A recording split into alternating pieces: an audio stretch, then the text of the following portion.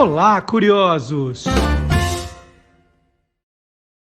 Bom dia, curioso! Bom dia, curiosa! Hoje é 26 de agosto de 2023. Está começando o Olá, curiosos, número 142. É curiosidade que não acaba mais mesmo. E nesse mês estamos comemorando os 22 anos de curiosidades. São 19 anos no rádio e 3 anos na internet. Pode ser no YouTube, no Deezer, no Spotify, no Facebook. Você escolhe a plataforma que você preferir. E tudo o que você sempre quis saber sobre qualquer coisa. É a pauta do nosso programa. Né? Você fala, mas eu estou querendo curiosidade sobre tal coisa.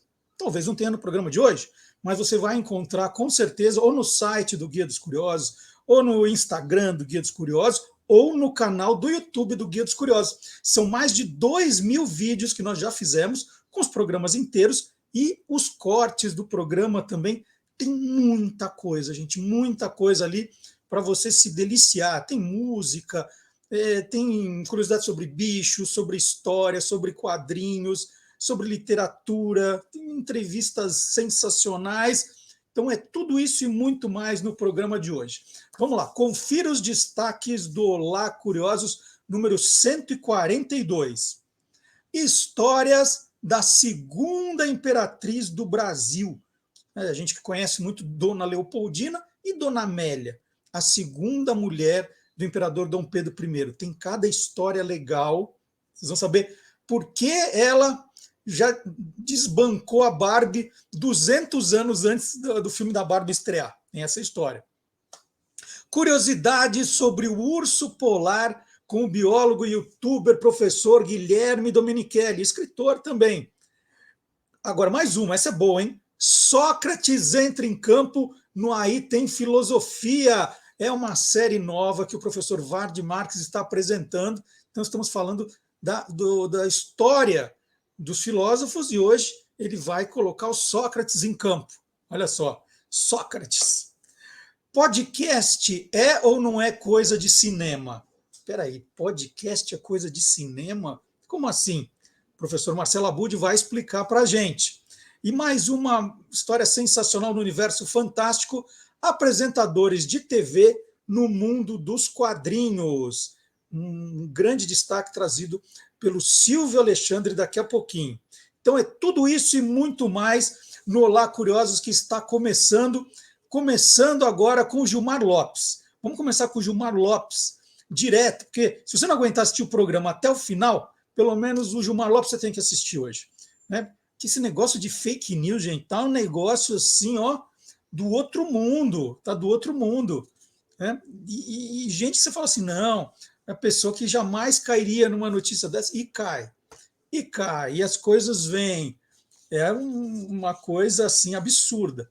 Então, Gilmar, você vai abrir o programa de hoje. Né? Qual foi a história que você recebeu aí, que você viu na internet, que você falou, opa, preciso investigar? Vamos começar com o Gilmar Lopes?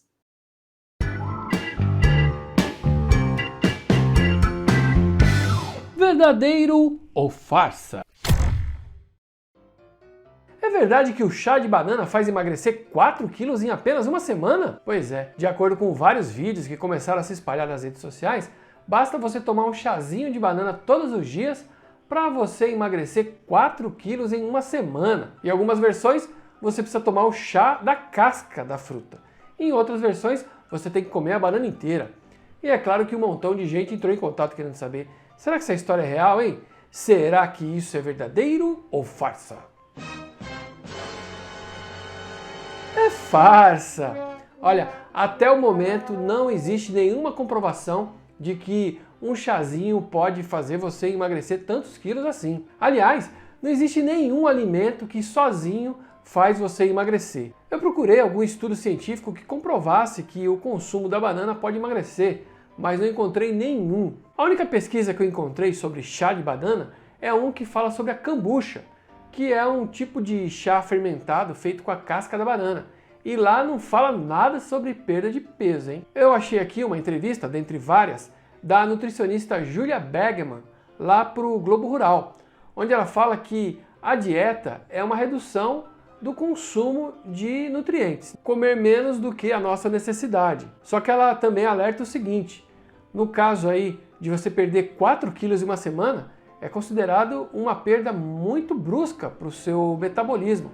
E isso pode causar alguns problemas no seu organismo. Além disso, ela fala que não adianta tomar chazinho se você não consegue reeducar a sua alimentação. É indicado que você também faça exercícios para queimar mais calorias, né? Bom, a verdade mesmo é que não faz nenhum mal tomar chazinho de banana, assim, mas os nutricionistas recomendam que você não passe de 3 doses por dia. Ou seja, você não vai ficar tomando toda hora porque isso vai acabar fazendo mal para você.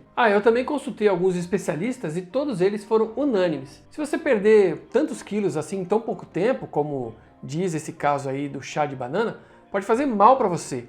Uma perda tão brusca assim de peso pode causar uma deficiência no seu organismo. Você acaba ficando debilitado e o seu sistema imunológico também fica mais fragilizado, dando entrada aí para possíveis doenças. Então, amiguinhos curiosos, tenham muito cuidado com essas dietas milagrosas que aparecem na internet, hein? Quer tomar um chazinho? Pode tomar, mas não vai achando que você vai perdendo quilo aí só porque tá tomando essas aguinhas com sabor de banana ou de qualquer outra fruta, hein? Fique esperto, hein? E olha, sempre procure um profissional antes de tentar qualquer uma dessas dietas malucas por aí, hein? E aí, você quer saber se o que tá rolando na internet é verdadeiro ou farsa? Então entra lá no www.e-farsas.com. Cláudia Tomé Witt pesquisa desde 2003 o período do primeiro reinado brasileiro, com ênfase em personagens femininas da realeza. Publicou em 2019, pela Fundação da Casa de Bragança, a biografia Maria da Glória, uma princesa brasileira no trono de Portugal. Em 2021, na Alemanha, Amélie von Leuchtenberg. Bom, no alemão acho que tá bom. Em 2022, em coautoria com Paulo Resutti, grande amigo aqui do Olá Curiosos, Cici e o Último Brilho de uma Dinastia, pela editora Leia Brasil. Está lançando agora, dentro da série A História Não Contada, da própria editora Leia Brasil, o livro Dona Amélia, A História Não Contada, a neta de Napoleão, que se tornou imperatriz do Brasil, que é a biografia da segunda imperatriz brasileira, segunda esposa de Dom Pedro I. Foram 20 anos de pesquisa em cerca de 50 arquivos públicos e privados, com centenas de documentos inéditos, traduzidos de 6 idiomas, e dezenas de imagens também completamente desconhecidas até então. Olha que livraço está chegando aí, gente. Cláudia, bom dia, tudo bem?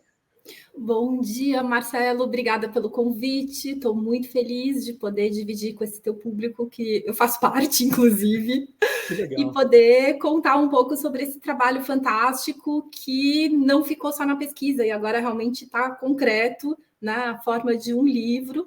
Depois de muitos artigos pequenos e palestras e coisas menores, eu consegui realmente juntar tudo e trazer para o nosso público brasileiro o resultado de todas essas pesquisas do que tinha de história do Brasil desse período, com foco, claro, em Dona Amélia, espalhado por tantos lugares.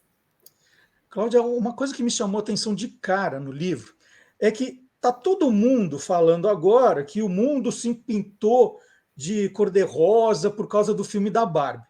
Aí, lendo Dona Amélia, a gente descobre que quase 200 anos atrás, um outro acontecimento já fez a corte brasileira se pintar de cor-de-rosa, não é verdade? Pois é, eu tô achando o máximo, porque a primeira vez, né, e a última vez que o Brasil estava inteiro de cor-de-rosa tinha sido para a chegada da Amélia, em 1829. Então, assim, a Amélia é muito mais tendência do que a Barbie. A gente está falando de quase 200 anos atrás. E não foi só uma questão, assim, da corte, porque Dom Pedro I, para a chegada dela, ele mandou fazer uma condecoração, como se fosse uma medalha muito bonita, chamada Ordem da Rosa. Até hoje é considerada a condecoração mais bonita do mundo. Se você chega, né, nos museus que tem essas medalhas, as condecorações, a Ordem da Rosa está sempre em destaque, porque ela é muito especial. E como eram rosinhas, 18 rosinhas esmaltadas, aquilo teve um apelo muito grande na época e todo mundo queria ganhar uma Ordem da Rosa. Só que uma medalha, uma condecoração, não é uma coisa que todo mundo ganha, só as pessoas muito próximas do imperador que estavam, né, naquele momento no poder, vamos chamar assim, no Rio de Janeiro. Só que a população também queria. Então, as doceiras da época começaram a fazer ordens da rosa em açúcar, pintadas de cor de rosa, e as pessoas usavam. E aí aquilo foi extrapolando e as pessoas começaram a usar roupa cor de rosa para combinar, e faixa cor de rosa. Chegou uma hora que esgotou o estoque de tecidos cor de rosa no Rio de Janeiro, porque não existia roupa pronta, né? Você tinha que comprar o tecido, mandar na modista. Então, tinha um estoque de várias cores. Acabou, esgotou. Todo mundo só queria usar a cor de rosa. Fizeram o primeiro baile em homenagem à Amélia, todo mundo foi de cor de rosa. Virou moda total. Então, a Barbie, desculpa, mas é bem depois. Perdeu, Barbie. Perdeu, Barbie. Perdeu feio. Que outros hábitos, né? Então, a gente está falando da chegada da Dona Amélia. Daqui a pouquinho eu vou te perguntar de onde ela veio. Mas, primeiro, que outros hábitos foram incorporados aí no Brasil por causa da chegada dela aqui, Cláudia? Tem uma coisa muito interessante, que em geral as pessoas falam que o costume de se usar branco como a roupa de casamento teria sido um costume introduzido pela Rainha Vitória. Mas no Brasil isso não é verdade. Talvez isso tenha acontecido na Inglaterra, né, em outros lugares, mas no Brasil isso foi uma tendência também, uma moda que foi introduzida pela Amélia, porque ela vinha da família do Napoleão. A avó dela tinha sido a Imperatriz Josefina. E na corte napoleônica só se usava branco nas cerimônias mais importantes e as mulheres só se casavam de branco. Foi a primeira vez na história que surgiu esse costume. E a Amélia traz esse costume para o Brasil e acaba sendo, lógico, tudo que a imperatriz usa vira tendência, né? Vira moda, vira uma coisa que todo mundo quer copiar. Ela foi uma grande influencer do tempo dela. Era uma moça de 17 anos, lindíssima, neta da Josefina, chega com todo enxoval mandado fazer em Paris. Então, assim, todo mundo queria, até as pessoas, na véspera dela chegar, quem era mais próximo, né, na corte, os diplomatas, tal, as mulheres foram ver os baús, abriram os baús para ver as coisas que faziam parte do enxoval dela. E depois que ela chegou, todo mundo queria ver o que ela tinha trazido. Era assim, um acontecimento. E depois copiavam, né? Desenhavam, copiavam tudo que ela trazia. E essa questão do vestido de noiva branco, ele acaba se tornando no Brasil, desde então, praticamente mandatório. E até então, a gente tem que imaginar que as mulheres se casavam com uma roupa boa, bonita, que era a melhor roupa que elas tinham normalmente. Fazer um vestido era uma coisa assim, era quase como comprar um carro. Então, a maior parte das pessoas tinha um bom vestido, uma roupa bonita, que usava na Páscoa, nos casamentos da família, nos batizados, e que podia ser de qualquer cor. Não existia essa questão da cor. Aliás, era mais provável ser um pouco mais escuro para não sujar. Só não podia ser preto. O preto era sempre lógico para o luto. Uhum. Mas com a Amélia e essa ideia do branco para o casamento, isso vira moda e fica até hoje. É bem interessante. Outra coisa que também foi a comitiva dela que introduziu foi o hábito da gente no Brasil tomar um cafezinho depois do almoço. Gente, ela vai ganhar mais estátua em todos os lugares. E esse hábito depois vem para esse hábito vem, né, para o Brasil e depois acaba difundindo por Portugal também, porque as pessoas vão para o Brasil, retornam para Portugal e levam hábitos, né? Tem toda esse trânsito. Mas a ideia do café, o que acontecia? Era comum, tanto em Portugal, né, como no Brasil, e a gente tem que imaginar nesse período ainda existia uma influência muito grande dos costumes portugueses, porque a corte era a corte da família Bragança. Você tem a ideia do café, no café da manhã, como se fosse... O café da manhã no Brasil era muito parecido com o café da manhã americano, que era assim, era um café grandão, né, mais fraco, uma xícara grande, e eles comiam uma coisa muito reforçada, então tinha carne, frango, enfim, tinha comida de manhã, porque era um horário mais fresquinho, então as pessoas se alimentavam bem de manhã cedo, com aquela xicrona de café, e depois elas só iam comer bem mais tarde, o almoço era umas 2 da tarde, assim. E aí não tinha café, eles tomavam vinho, ou no máximo um vinho do Porto, como licor depois do almoço. E os bávaros introduziram, né, essas pessoas da comitiva da Amélia, o hábito de tomar um cafezinho mais forte, pequeno, depois do almoço. E, como eu disse, tudo que a imperatriz ou o séquito dela fazia vindo da Europa era uau, super chique. E aí todo mundo copiava. E aquilo rapidinho foi difundido. E isso acabou se incorporando como um hábito no Brasil. E hoje, talvez o cafezinho depois do almoço seja até mais comum do que uma xicrona de café de manhã. Nem todo mundo toma. Que espetacular. Mas ó, antes de. Eu quero voltar então do começo, porque eu comecei com a história da Barbie, porque eu achei a mais curiosa de todas. Mas eu queria entender, então vamos começar do começo. A primeira Imperatriz Leopoldina, que a gente conhece bastante a história dela, por causa da independência do Brasil, que ela participou ativamente, né? Ela que proclamou a independência do Brasil. A gente soube muito da Imperatriz Leopoldina por causa do caso Dom Pedro I com a Marquesa de Santos, né? Então, ela é um personagem que a gente ouve falar mais. A Dona Amélia teve uma participação menor em termos de tempo no Brasil, né? Então, eu queria saber, Leopoldina era austríaca, de onde veio Dona Amélia, né? E eu queria saber a história do ser neta do Napoleão também. Então, vamos começar do começo, Cláudia. Então, a gente tinha uma questão nessa época que existia uma certa limitação em relação às princesas que podiam se casar com quem. Então, não é que todas as princesas estavam disponíveis, porque existia o problema da religião. Então, por exemplo, no norte da Europa, vamos chamar assim, era predominante a religião protestante.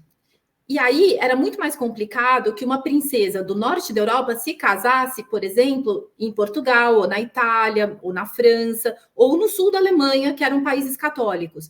E o Brasil se incluía nesse mundo católico. Então, por isso que a Leopoldina foi escolhida como uma boa possibilidade para o primeiro casamento do Dom Pedro. Existia todo um interesse econômico, político, estratégico de aproximar Portugal com a Áustria naquele momento, e ela era uma princesa católica. Com a morte da Leopoldina em 1826, eles precisavam de uma outra princesa, preferencialmente católica, e existia, então, todo um trabalho da diplomacia para procurar uma noiva para o imperador. Não era ele que ia no baile e gostava de alguém, né? Existia toda uma questão política por trás disso. Só que o problema, como a Leopoldina faleceu no auge do caso dele com a Marquesa de Santos, e as notícias corriam o mundo, né? Existia uma imprensa, e uma imprensa de fofoca desde aquela época, existiam os diplomatas noticiando o tempo todo o que estava acontecendo, e aí a gente percebe que na Europa todo mundo sabia do envolvimento do Dom Pedro com a Domitila. O que por si não era uma coisa tão anormal, né? Ele não era o único rei, imperador que tinha um amante, longe disso. Mas a maneira como ele conduziu esse relacionamento é que foi muito acima do aceitável, porque ele colocou a Domitila dentro do paço, dentro da corte, como dama, primeira dama da imperatriz, o que abria as portas do palácio, da igreja, das viagens, de toda a convivência com o imperador. E ela teve uma projeção política muito grande, né? Então, assim, ela se tornou um elemento político por influenciar diretamente o imperador. E, para piorar, ele reconheceu a filha que eles tiveram, a mais velha, como duquesa de Goiás, e legitimou como filha dele. Então, não tinha como ignorar, não tinha como fingir que não estava acontecendo nada. E essa humilhação muito grande acabou fazendo com que fosse muito mais difícil para o Dom Pedro conseguir uma segunda esposa na Europa. Bom, de onde vem a Amélia? A Amélia entra nessa história porque o pai dela era filho da tal Josefina, esposa do Napoleão, a imperatriz Josefina. Quando a Josefina se casou com o Napoleão, eles não tiveram filhos. Ela não conseguiu nunca engravidar.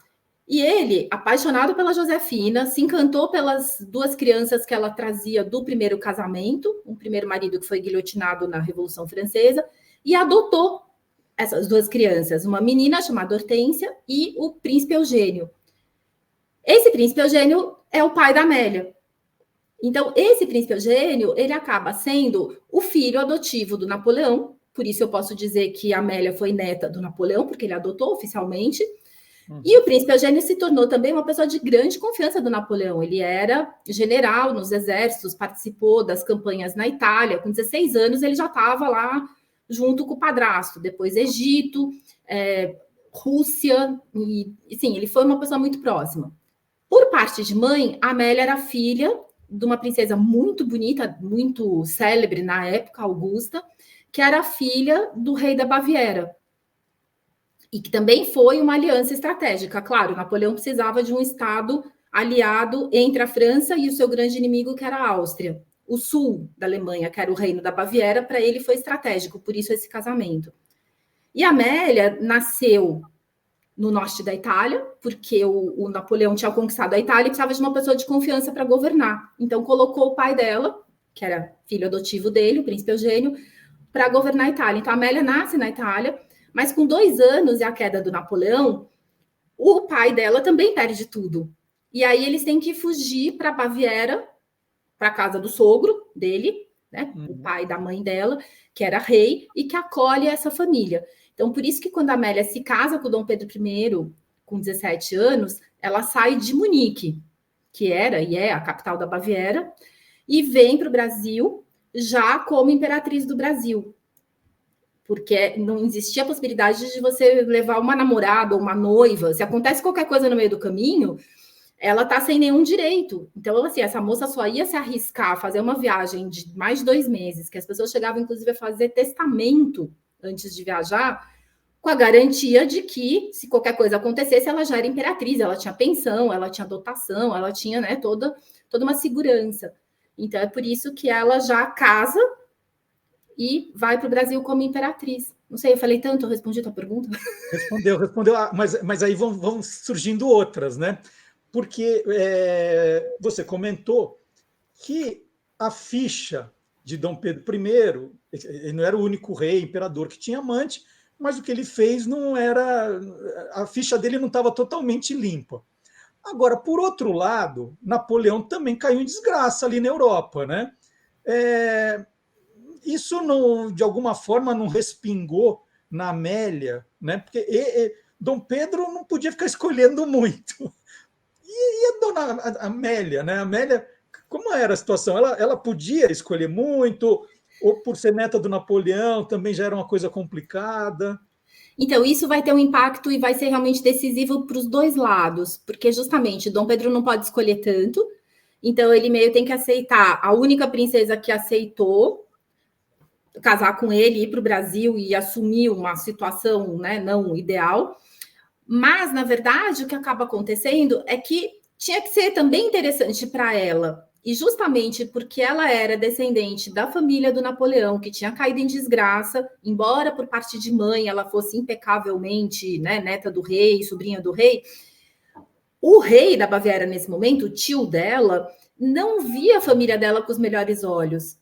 Ele morria de medo, tanto do pai dela, depois da morte do pai, do irmão dela, algum dia acabarem usurpando o trono da Baviera. Porque eles eram muito populares, muito ricos, pessoas com uma experiência grande, tanto militar como política, e ele tinha um pouco de medo que, algum dia, a própria população quisesse que, na verdade, a família da Amélia assumisse o trono, e não ele como filho do rei mais velho. Os netos seriam netos do rei do mesmo jeito, e existia uma ideia meio revivalista de colocar napoleônicos no poder. Não era uma loucura, a gente vai ver que depois Napoleão III vai realmente assumir na França. Existia uma certa nostalgia, alguns anos depois da queda do Napoleão, de que talvez o príncipe Eugênio pudesse ser um substituto. Ele nunca teve qualquer atitude, qualquer documento, nada que indicasse isso. Mas a verdade é que a família da Amélia era um pouco hostilizada na corte do tio, um pouco humilhada. Então, por exemplo, tinha um banquete, tinha uma mesa principal em que o rei e a mãe dela podiam sentar e comer com um talher de ouro, porque eram da família do rei. Aí botava o príncipe Eugênio numa mesinha de lado em que os talheres eram de prata, porque afinal ele não era tão nobre, o sangue dele não era tão azul. E aí, o que a Amélia faz? Quando ela descobre que existe essa possibilidade de casar com o imperador do Brasil, que ele está procurando uma noiva, que várias princesas já tinham recusado, ela era lindíssima, ela era de uma família importante, porém tinha essa situação. O que ela faz? Ela negocia. É a primeira vez, a gente vê ela com 16 anos, e ela deixa, graças a Deus, isso numa carta, até para dar, né, a solenidade de uma resposta de uma futura imperatriz. Ela escreve para a mãe e diz, então... eu sei que esse imperador não tem o passado mais recomendável, não acredito em tudo que dizem, mas eu sei que eu estou fazendo um sacrifício. Então, em troca, eu quero que seja restituído para minha família um título imperial que dê o status que meu pai teve e meu irmão perdeu. Então, basicamente, assim, eu acho sensacional essa passagem, porque ela, com 16 anos, ela fala, ok, estamos no mercado matrimonial dinástico. Eu sou a mercadoria. Eu vou botar meu preço. Meu preço é restituir o status para o meu irmão, que era o atual duque da família, né, e a da continuidade, para resolver essa situação humilhante deles não terem um título imperial. Como Dom Pedro era imperador, ele podia dar um título para o irmão, e efetivamente deu, como Duque de Santa Cruz, com tratamento de alteza. Era até para ter sido alteza imperial, mas ele preferiu dar a alteza real, que era para ele poder estar no mesmo nível que o tio dela, para ele não estar acima, porque daí também era um pouco muito. Então ele deu um título de alteza real para o irmão dela. Mas o que eu acho mais fantástico em tudo é ela, com 16 anos, ter essa percepção pouco romântica, pouco iludida, de tá bom, então, já que eu sou o produto, então meu preço é esse. Então, é muito legal você contar isso, né? Porque ela tinha uma visão muito legal do que ela ia enfrentar, de quem era o noivo. E aí, pelo que eu entendi, ela casou por procuração, né? Então, vai lá um representante do imperador, casa, tal, saiu com os documentos. Tinha alguma cláusula, alguma coisa sobre essa questão da fidelidade de Dom Pedro I? Ou isso aí, né, a história continuou do jeito que estava? Não, na verdade, assim, era uma coisa muito delicada, porque você não podia colocar isso como condição por escrito. Era muito delicado o tema. Então, o que acontece? Os diplomatas que já tinham penado para conseguir achar a Amélia e achar alguém que aceitasse, eles estavam morrendo de medo que o Dom Pedro não se afastasse da Marquesa de Santos e da filha, que ele era apaixonado por essa menina, pela Duquesa de Goiás, e eles estavam muito preocupados. Então, você vê a correspondência dos diplomatas, é muito engraçado. Tem uma carta que o Marquês de Barbacena escreve para ele e fala assim, então, é muito importante que essas pessoas estejam fora da corte. É muito importante não magoar o coração da nova imperatriz, que é tão jovem, tão pura. É muito importante que o senhor, né, quase que ele fala, tenha juízo. E ele fala, eu não vou repetir o nome delas pela terceira vez. Uhum. Quando eles estão chegando já no Brasil, tem um vapor que vai mais rápido na frente e você vê as cartas. Olha, a gente está chegando em uma semana, pelo amor de Deus, tenha certeza que está tudo certo. A mãe dela manda uma carta super diplomática dizendo assim, por favor, afastai da minha filha tão pura qualquer lembrança de uma falta passada que possa assustá-la. Mas é isso, é o máximo que você tem, sabe? Essa tentativa de assim, pelo amor de Deus, meu filho, não vai botar areia nesse negócio que foi tão difícil de conseguir. E ele demora muito para realmente se desprender da Marquesa. A notícia de que ele estava casado com a Amélia por procuração tinha também o problema do gap de 2 meses, né? Que era o que levava a viagem. Então, o casamento foi assinado dia 30 de maio de 1829. A notícia só chegou no Rio de Janeiro no final de julho. Aí que ele teve certeza que ele estava casado e que ele precisava realmente resolver a vida. Aí ele começa a negociar para a Marquesa de Santos ir embora, para ela ir para a Europa, para ela ir para onde ela quiser. E ela fala, eu vou no máximo até São Paulo. E aí tem toda a negociação. No dia que ela sai do Rio de Janeiro, 27 de agosto, finalmente, depois de tudo resolvido, é o dia que a Amélia está embarcando no navio para trazê-la para o Brasil. E aí ela chega só no dia 16 de outubro, desembarca e casa no dia 17. Mas assim, e a filha, ainda por cima, fica até o dia da chegada dela. Dom Pedro não tem coragem de mandar a menina embora. No dia que a Amélia está desembarcando, é que ele pega e manda a filha para São Domingos, que era um palacete em Niterói. E aí todo mundo ficou com a impressão de que a Amélia chegou e botou a menina para correr. E ela não sabia, na verdade, a gente vê pela documentação toda, e os diplomatas dizendo, ele tinha que ter feito isso ontem. Do jeito que ele fez, tá todo mundo com raiva dela, achando que ela está expulsando uma criança inocente. Então, assim, você vê que as coisas foram muito quentes, né? Não foi uma coisa diplomaticamente tranquila. Mas não teve cláusula. O que tinha cláusula era se morrer, se tiver filho, se não tiver, essa parte do contrato nupcial. Mas cláusula de fidelidade não existia. E Dom Pedro I criou juízo, que você falou que ela era lindíssima, né? 17 anos, da pureza. Aí ele falou: não, vou criar juízo. Foi assim que aconteceu?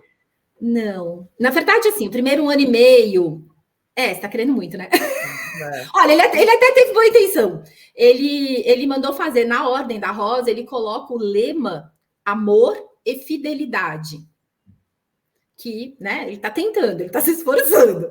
Sim. O amor, eu acho que ele até cumpriu. O marketing é bom, né? O marketing é bom. O que também era um elogio para o pai dela, porque o lema do pai era honra e fidelidade, e a fidelidade no sentido de lealdade, porque ele se manteve leal ao Napoleão, mesmo perdendo tudo, ele nunca traiu o padrasto, embora tenha até oferecido essa possibilidade.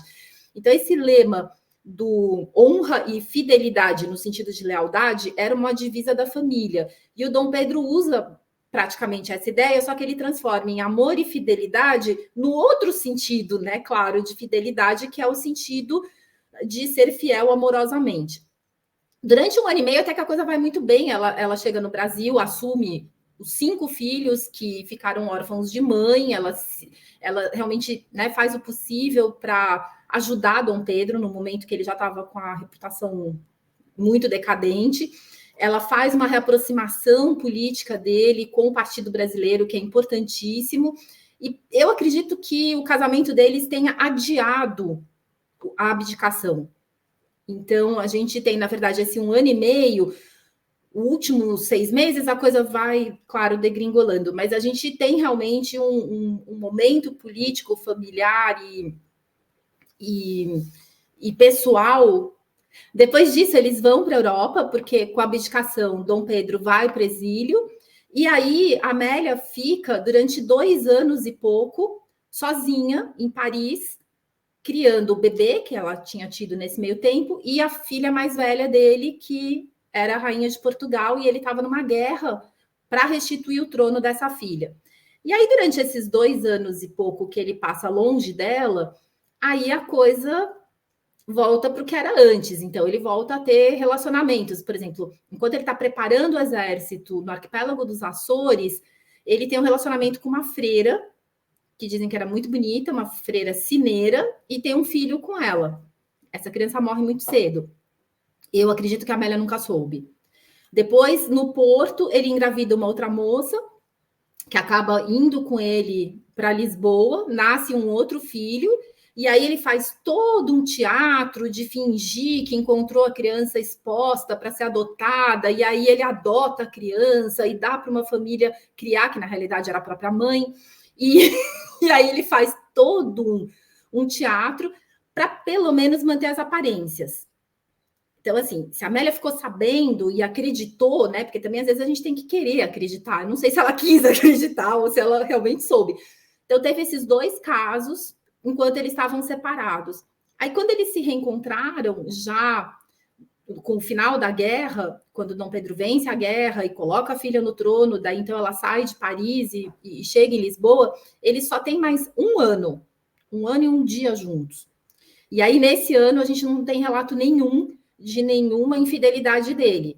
Porém, nessa equação entra a questão de que ele já estava doente com tuberculose para morrer, né? Ele morre 1 ano depois, com menos de 36 anos, assim, há semanas de completar 36 anos. Então, eu não sei quanto que realmente, se eles tivessem vivido juntos por mais 10, 15 anos, se a história teria sido tão tranquila e se ela poderia guardar uma imagem tão imaculada como ela acabou guardando. Foram só 5 anos juntos, dos quais eles praticamente conviveram menos de 3. E ela chegou muito jovem ao Brasil, você contou, 17 anos. Como era a relação dela com os filhos de Dom Pedro I, aí, os que ela já encontrou aqui? Foi uma relação muito próxima. Ela chegou assim totalmente disposta a ser mãe deles. Você tem que imaginar que as crianças eram muito pequenininhas. A Dom Pedro II não tinha nem 4 anos. Mesmo as irmãs, elas tinham 5, 6, 7 anos, elas eram muito pequenas, elas não lembravam da mãe. E a não ser a Maria da Glória, que era a mais velha, que já era rainha de Portugal, e que elas depois vão ter uma convivência muito mais longa, né? Inclusive em Portugal, na França, em Portugal. As crianças pequenas, elas ficaram encantadas de ter uma mãe para cuidar delas. A Amélia chega acompanhada pelo irmão, o tal que recebe o título do Dom Pedro. E esse irmão, a gente tem os relatos dele, ele brincava com as crianças e com o cachorro, e sabe assim, virou uma família. O Dom Pedro gostou muito do irmão, e isso também ajudou nesse entrosamento entre eles. E ela foi mãe dessas crianças para o resto da vida. Assim, a gente vê, por exemplo, anos depois, a Francisca, que é uma das princesas, ela acaba perdendo até o dote que ela tinha direito, tudo que ela tinha direito, porque o sogro, que era rei da França, foi deposto. E eles tiveram que fugir para a Inglaterra no exílio. E chegando lá, eles não tinham muito, né, como acessar os bens que tinham sido confiscados na França. A Amélia faz o quê? Ela abre uma linha de crédito para a Francisca viver. É minha filha, não vai, entendeu? Passar vergonha e... Claro que os reis da Inglaterra colocaram uma propriedade à disposição, mas existia, né, todo um custo de vida. A Amélia abre uma linha de crédito para ela. O próprio Dom Pedro II, a vida inteira, eu estudei uma correspondência entre eles, que foram mais de 800 cartas ao longo da vida. Só da Amélia para ele. As dele para ela são perdidas. Então, a gente está falando, na verdade, de uma correspondência de milhares de cartas, praticamente. Ela foi mãe dele, ela ajudou a escolher a esposa, ajudou a escolher os maridos das filhas, se metia na Guerra do Paraguai, ensinava para ele, quando ele ia em viagens oficiais, as primeiras viagens que ele faz, como é que ele, né, tinha que presentear as pessoas, ou como ele devia, onde ele devia se hospedar, toda essa questão do protocolo europeu, que para ele não era uma vivência que ele tivesse, né, morando no Brasil. Ela foi mãe e muito carinhosa, a vida inteira mandando livros, mandando presentes, e apesar da distância, porque ela acabou vivendo na Europa o resto da vida toda, ela foi a única mãe que eles conheceram. E eles chamavam ela de mãe, ela chamava eles de filhos, os netos, meus netos. Ela foi realmente muito, muito, muito mãe de verdade para eles. Apesar, né, de tudo. E pelas contas, né, ela ficou viúva muito cedo, com 22, 23 anos. Ela voltou a se casar, Cláudia? Não. A Amélia fez uma opção que para a gente hoje é muito difícil de entender, né? Você imagina uma moça de 22 anos, linda, tinha uma herança do pai fabulosa, fica viúva, o que você imagina? Casar de novo, no mínimo, né? Pelo menos uma vez. Uhum. E o fato é que ela opta por não se casar. E aí entra o século XIX. A gente tem que tentar entender com os olhos da época e não com os nossos olhos de hoje. Então, o que significava para uma moça da realeza, mesmo da nobreza? Se ela se casasse de novo, ela se casaria com um conde, com, enfim, algum nobre qualquer, e ela seria a condessa fulana. E o marido dela teria direito a gerir todas as propriedades e todos os bens dela. E, claro, se eles tivessem filhos homens, tudo que fosse dela acabaria indo para essa nova família. Então, o que acontece? Uma mulher se manter viúva era a única forma, naquela época, dela ter autonomia para poder administrar a sua própria independência financeira e decidir o que ela quer fazer da vida. E qual foi a opção dela? Ela quis criar a filha da maneira como ela acreditava melhor, ou seja, alternando a residência entre Portugal e Baviera. Então, a filha dela, a única que ela teve, chega num determinado momento, por exemplo, ela quer estudar física e astronomia. Então, assim, Portugal não existia essa opção. Mesmo na Alemanha, ela não tinha como ir para a universidade junto com os rapazes. Isso vai ser possível no século XX. Ela queria uma coisa 100 anos antes. Aí o que faz a Amélia? Ela contrata, porque ela tem dinheiro, porque ela que decide, porque a vida é dela. Ela compra um palácio na Baviera, reforma, vai morar lá com a filha, contrata os professores da Universidade de Munique para darem aula para a menina, consegue uma autorização régia e ela presta os exames de formatura na universidade. E com isso ela é a primeira brasileira porque ela era uma princesa reconhecida brasileira. Ela é a primeira princesa e talvez a primeira mulher a ter um diploma universitário. Agora, ela só pode fazer isso porque ela é dona da vida dela. Ou, por exemplo, ela quer bancar todos os atos e monumentos e festas e lembranças em relação ao Dom Pedro, porque ela considera muito importante manter viva a memória do Dom Pedro como o que ela chama de herói de dois mundos. E por que isso? Porque Dom Pedro deu uma Constituição tanto para o Brasil como para Portugal, numa época em que as pessoas ainda estavam se matando para conseguir uma Constituição. A gente vê a Revolução Francesa, a Revolução outras revoluções na Europa, em que era esse embate entre o fim do absolutismo, do antigo regime, e o começo de uma monarquia constitucional, que era uma forma mais moderna, que é o que a gente tem hoje, por exemplo, na Inglaterra, na Suécia, na Espanha, em diversos países. Essa transição para o constitucionalismo foi uma coisa que Dom Pedro enxergou como futuro e tentou oferecer pacificamente. E ele efetivamente fundou uma monarquia constitucional com Dom Pedro I, II no Brasil e com a filha dele, a futura Maria II, em Portugal. E ela queria que essa imagem de Dom Pedro como fundador de monarquias constitucionais nunca fosse esquecida, porque ainda existia esse embate do absolutismo com o liberalismo, ainda teve revoltas, ainda teve a Guerra da Patuleia, teve vários momentos em que a gente teve ainda esse embate. E ela investia os relacionamentos que ela tinha na nobreza, o dinheiro que ela tinha, toda a influência que ela tinha para manter a memória de Dom Pedro viva. Ela só podia fazer isso porque ela era viúva dele. Se ela fosse condessa das Quantas, ela não podia. Uhum. Então, depois ela resolve assumir toda a direção dos orfanatos com escolas profissionalizantes, que eram as antigas casas da infância desvalida.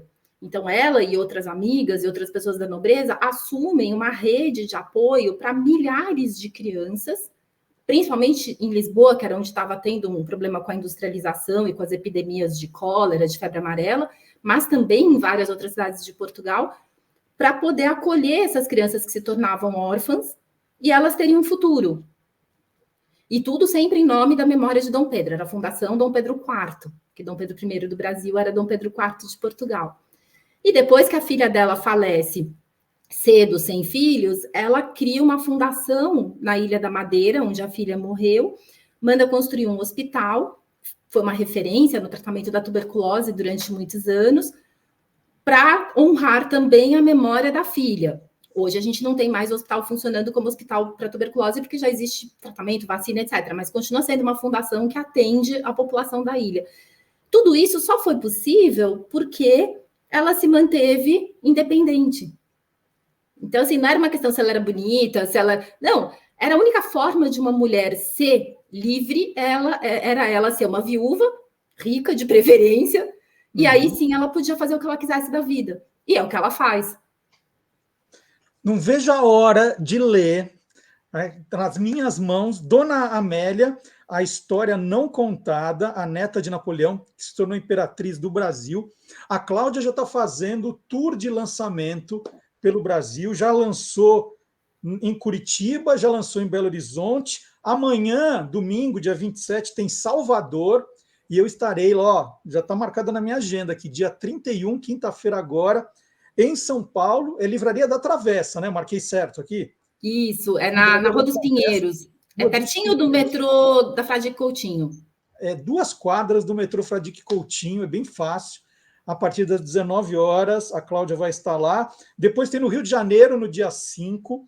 Tem na Bienal do Livro do Rio de Janeiro, no dia 7. Fora outros eventos que a Cláudia está fazendo. Tem Museu Imperial, tem um monte de coisa, né? Tem que dar uma olhada. Eu estou publicando o tempo todo no Instagram, então se vocês quiserem olhar, como está meu nome aqui, Cláudia Tomé Vitti, e eu estou divulgando o tempo todo todos os eventos. A gente tem várias, tem palestras, tem bate-papos com o Paulo Resutti, tem sessão de autógrafo, tem...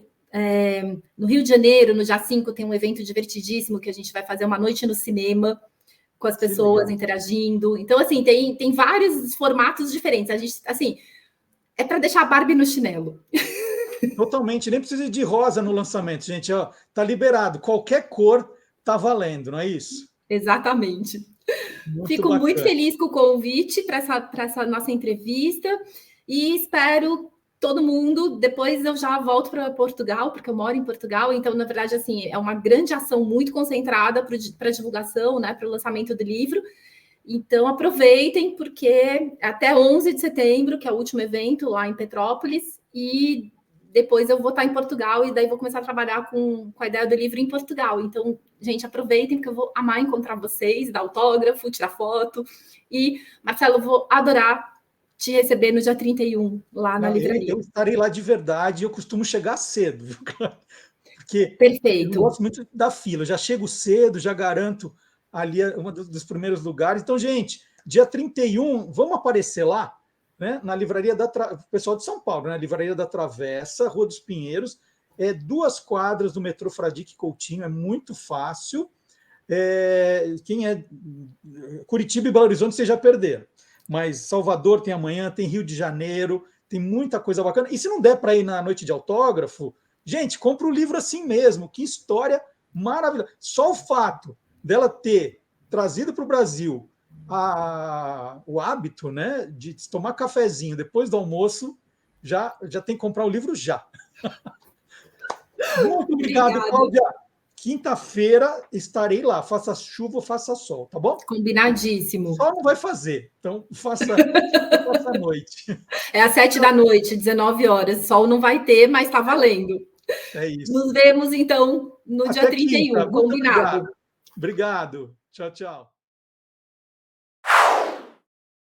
E olha só, quanta curiosidade legal sobre Dona Amélia e o livro da Cláudia. Então tem que pegar o meu autógrafo aqui, ó, História Não Contada. Livro maravilhoso e com um caderno de fotos muito bacana, gente. Muito bacana. Algumas nós colocamos aí ao longo da entrevista. Tem uma aqui, acho tão linda, olha. Peraí, cadê? Essa aqui. Essa aqui, olha que retrato lindo, né? Tá aqui, Dona Amélia. Então, quinta-feira, lançamento em São Paulo, mas você já acha nas livrarias Dona Amélia, a História Não Contada, da Cláudia, que conversou comigo agora. Vamos lá, vamos continuar o programa. Agora é hora do nosso intervalo comercial retrô. Vou chamar o professor Fábio Dias, que é autor do livro Jingle é a Alma do Negócio, para contar a história de um comercial. Ele pega alguns daqueles que a gente não lembra direito, mas tem uns que são clássicos, que não saem da nossa cabeça nunca, como o de hoje. Vamos ver?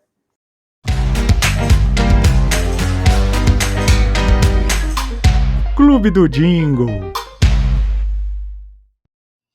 Bom dia, Fábio! Bom dia, Marcelo. Tudo bem? Tudo bom? Fábio, agora o horário é seu. Você pode usar e abusar do jeito que você quiser. Vamos lá. Aliás, abuse e use é um tema de campanha que ficou histórico aqui no Brasil, né? Você lembra da campanha Abuse e Use CIA? Totalmente. Uhum. Então, essa campanha entrou no ar no primeiro semestre de 1990. E o comercial de lançamento, assim, foi um mega comercial, um comercial com 2 minutos de duração. E ele foi inspirado... Você assistiu aquele filme Os Irmãos Cara de Pau? Sim, Blue Brothers, né? Blues Brothers, isso mesmo, com John Belushi e Dan Aykroyd, que eram comediantes daquele programa Saturday Night Live, né? Já faziam esses personagens lá.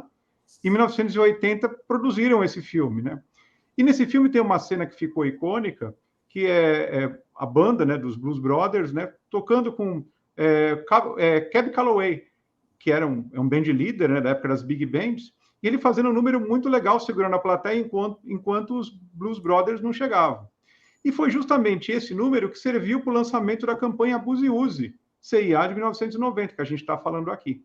Só que para reproduzir toda aquela atmosfera, né, do filme, em 1988, portanto, 2 anos antes dessa campanha, estreou em São Paulo um espetáculo chamado Emoções Baratas, dirigido pelo José Posse Neto, que tinha uma orquestra, né, uma banda, os Heartbreakers, né, que faziam toda a parte musical, que era composta só por músicas do Duke Ellington.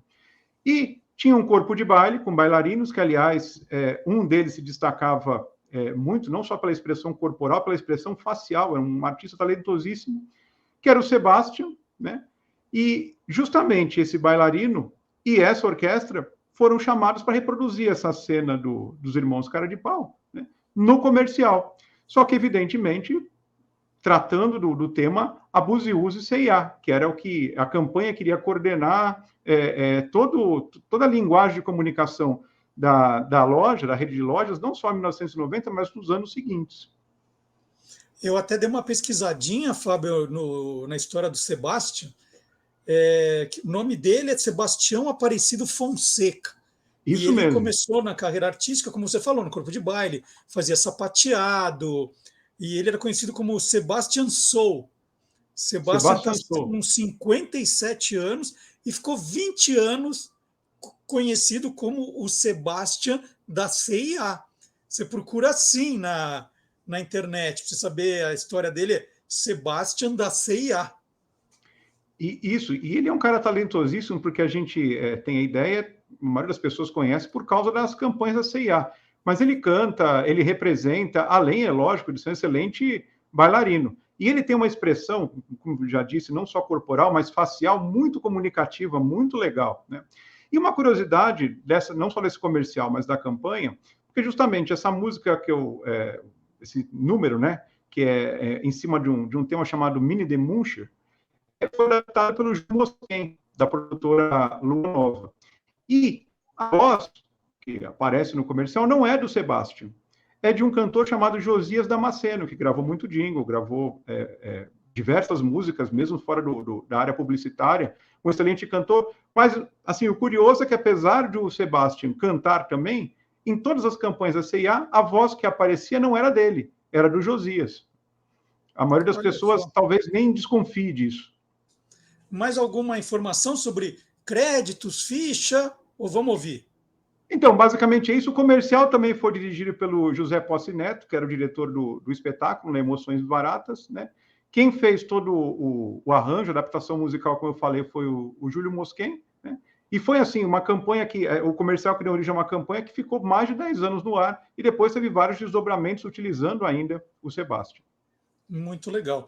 Então, vamos assistir esse comercial do Abuse e Use C&A, e o Fábio Dias, autor do Jingle é Alma do Negócio, volta na semana que vem com mais pode ser um clássico, um jingle curioso, é tudo surpresa. Fábio, muito obrigado, até sábado que vem. Obrigado, até sábado, tchau. Vamos lá, vamos conferir.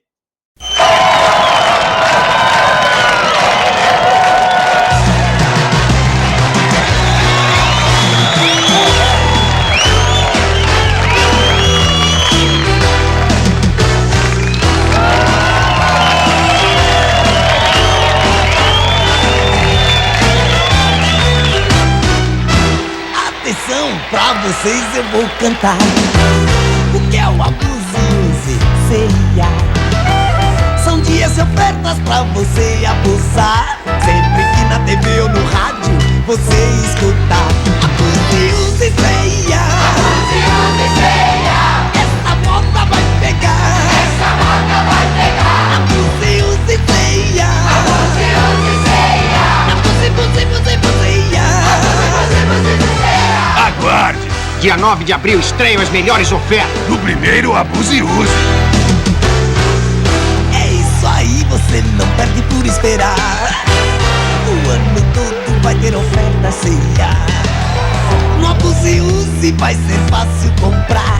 O difícil vai ser, quero ver você me acompanhar. Abuse e Use C&A.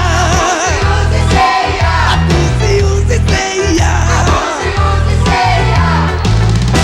Tá fraco. Tudo de novo.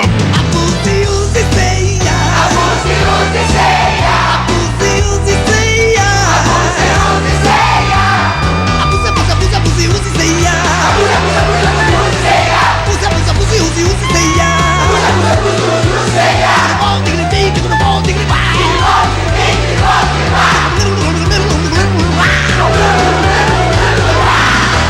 Prazer em conhecer C&A.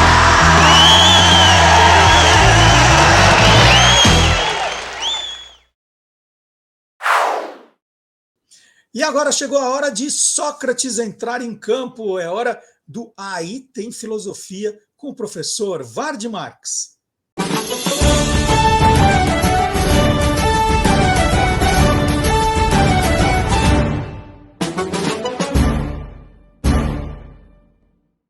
Bom dia, professor Ward Marx. Bom dia, Marcelo Duarte, e olá, curiosos! E hoje nós vamos falar de um grande ídolo do Corinthians, é isso, Sócrates? Exato, não é bem isso, Marcelo.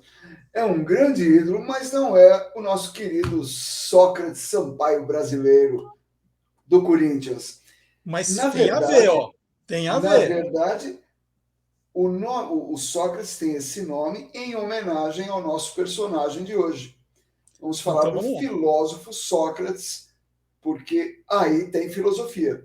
Aí tem filosofia. Então vamos explicar quem é o Sócrates, né, o filósofo que inspirou o nome do jogador Sócrates. E olha, cada um no seu campo, e aí campo com duplo sentido, cada um no seu campo foi absolutamente genial.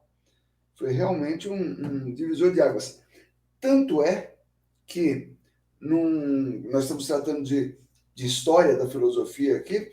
Quando você pega um livro de história da filosofia, pega o índice do livro, está lá, antes do Sócrates vem pré-socráticos. Os filósofos todos que a gente viu nos últimos programas se encaixam na categoria de pré-socráticos, porque a coisa mudou depois dele. Ele acabou sendo, a partir do século XVIII, ele acaba sendo considerado assim, esse daqui é o modelo do que é um filósofo. Porque o Sócrates não trabalha com coisas como astronomia, botânica, física e tal. Ele vai discutir principalmente ética, política, né? E ele vai conquistar um lugar na história justamente por ser o inaugurador da imagem que todos nós mais ou menos temos de um filósofo. O cara que tem longas conversas, o cara que para e fica pensando alguma coisa, daqui a pouco ele vem não com uma conclusão, uma resposta genial, mas ele faz uma pergunta que deixa todo mundo desconcertado. Modernamente, a gente diz que é mais importante, às vezes, você fazer a pergunta certa do que ter a resposta certa. Pois isso começou no século V a.C., com o nosso amigo Sócrates. Fala um pouquinho dele, quando ele viveu, onde nasceu, só para a gente entender onde a gente está na história aí. Isso. No último episódio, a gente viu quando a filosofia começou em Atenas. E a filosofia prosperou em Atenas porque Atenas era um grande centro comercial. Era um encontro de rotas comerciais. Vinha gente do mundo inteiro, do mundo conhecido daquela época, o mundo do Mediterrâneo. Aí, o pessoal passava por Atenas para fazer negócios. Então, essa coisa de querer achar resposta para as coisas e ter muito espaço para conversar surgiu em Atenas. Pois bem, o Sócrates é de Atenas. Ele viveu entre os anos, a data de nascimento dele é aproximada, sabemos que ali por volta de 469 a.C. e morreu em 399 a.C. também. O que dá aí mais ou menos uns 70 anos de vida, que é uma vida longa para século V a.C., né? 26 séculos atrás. Ele era filho daquilo que era considerado para eles um trabalhador braçal, que ele trabalhava como pedreiro, mas também como escultor. Claro que aqui para nós, o pedreiro é um trabalhador braçal, mas o escultor é um artista. Para gregos não havia essa diferença, era um trabalhador braçal. E os caras que fizeram aquelas estátuas maravilhosas todas, tal, que existem até hoje, construíram os templos e tal, todos eles tinham o status de trabalhador braçal. Mas isso não quer dizer que o Sócrates fosse pobrinho, não. O pai dele era escultor e pedreiro e a mãe dele era parteira. E ele teve uma vida assim de o que seria hoje classe média alta. Uhum. Né? Não teve dificuldades na vida, não passou fome, nada disso. E ele viveu num momento em que ainda dava para se exercitar o pensamento, mas isso começa a mudar no fim da vida dele. É o auge da democracia ateniense. Quando a gente fala democracia surgiu na Grécia, na verdade a democracia surgiu em Atenas. Normalmente, assim, notinha de rodapé. Quando a gente fala, porque na Grécia Antiga tal coisa era assim, esse Grécia Antiga normalmente é Atenas e o Antiga normalmente é século V a.C., que é o momento de vida do Sócrates. É aquele momento em que o pessoal se reunia na praça pública, os cidadãos eram todos homens naturais da cidade, maiores de idade e tal, se reuniam na praça pública para exercer a democracia, votar as leis e etc. O Sócrates mesmo, durante aí uns 2 anos, integrou o Conselho Legislativo de Atenas, né? Ele ocupou cargos militares também, ele participou, isso na parte mais jovem da vida, ele participou de 3 campanhas militares e chegou a exercer função de mando numa delas. Como eu disse, ele não era rico, mas não passava necessidades. O que o pai dele deixou, que foi uma herança lá, não muito grande, mas alguma herança, ele vivia dos rendimentos dessa herança e de aulas particulares que ele dava. Como pessoa, esse é um daqueles caras assim da história, eu estudo história, não só para dar aula, eu estudo história por prazer mesmo. E para saber de uns caras como o Sócrates. Esse é um cara que eu gostaria de ter conhecido pessoalmente.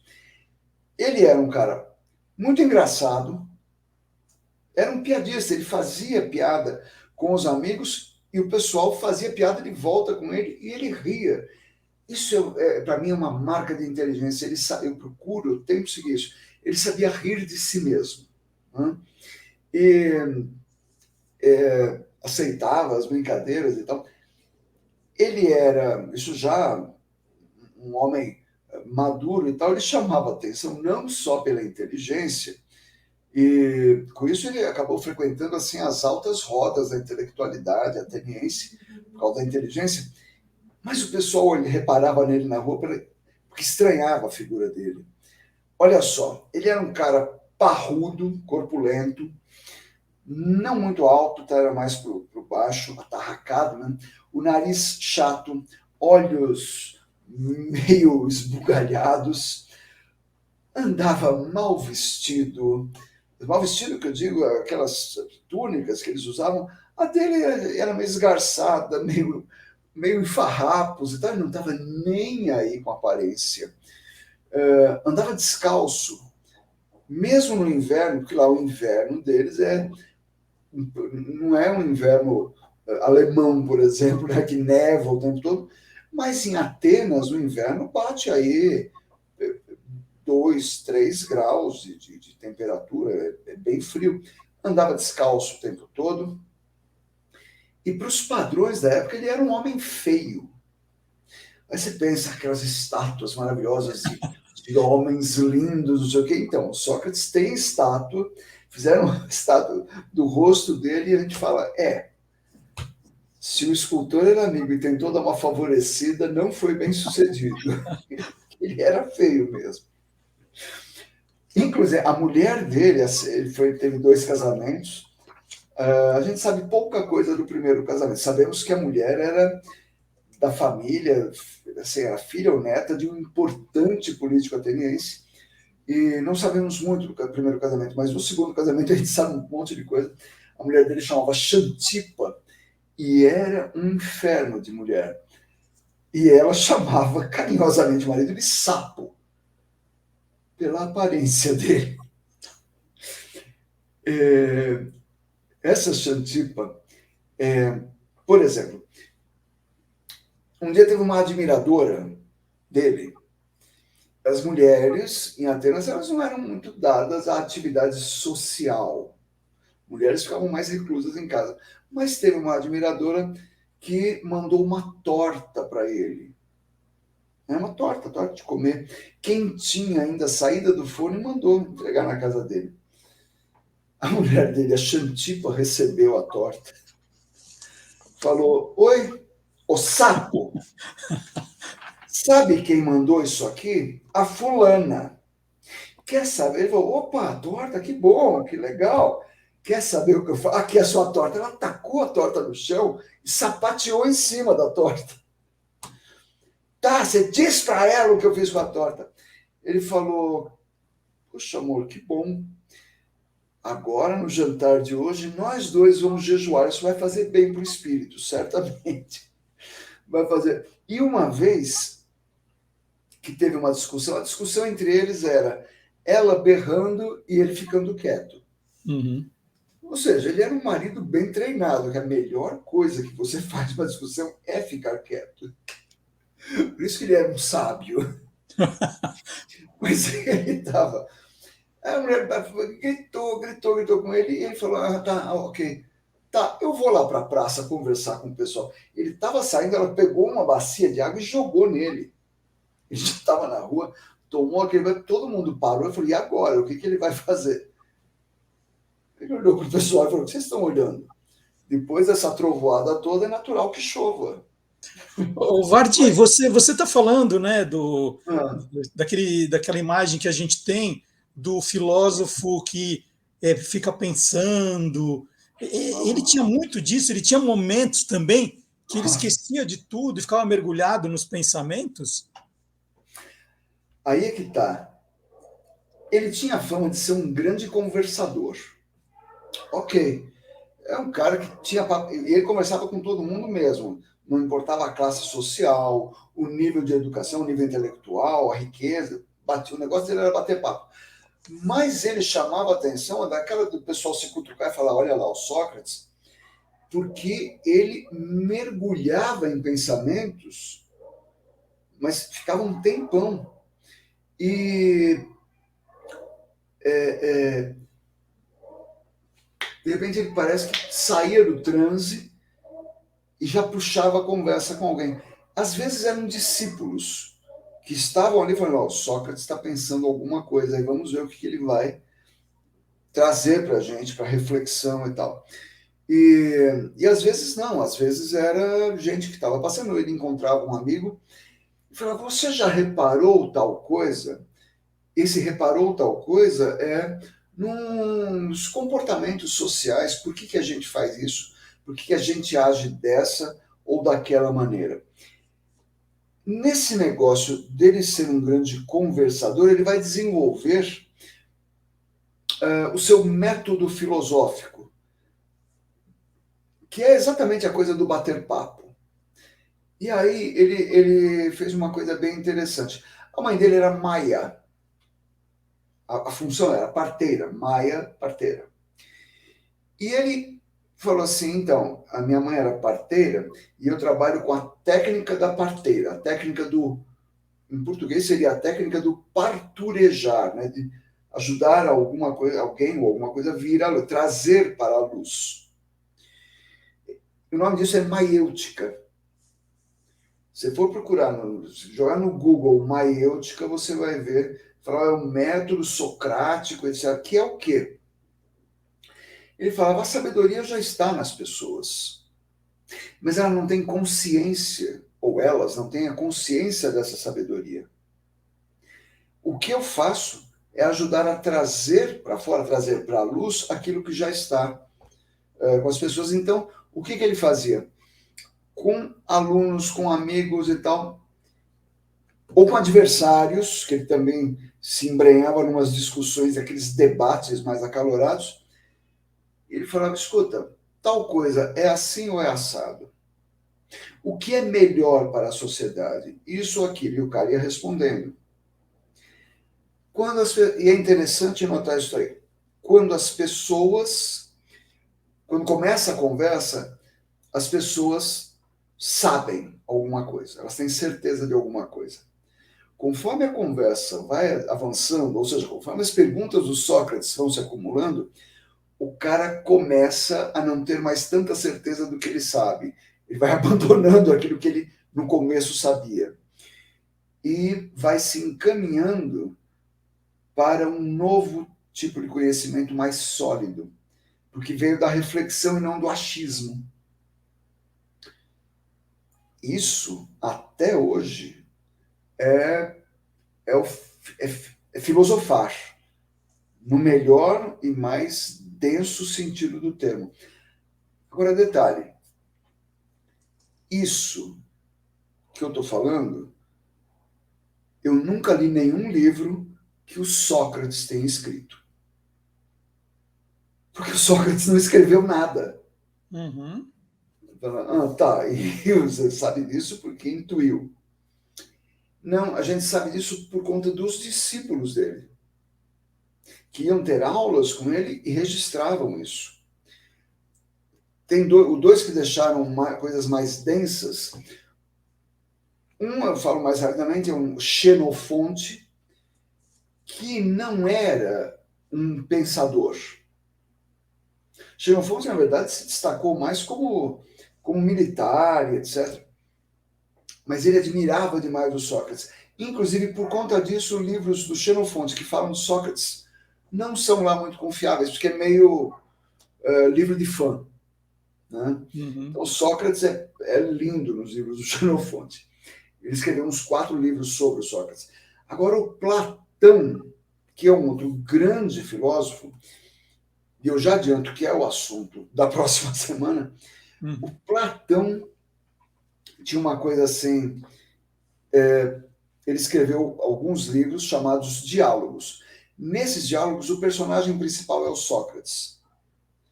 Então, com o tempo, os pesquisadores, os filósofos mesmo, eles sabem distinguir, isso daqui provavelmente era coisa que o Sócrates dizia mesmo. Esta outra parte aqui já são as ideias do Platão na boca do Sócrates. Uhum. Né?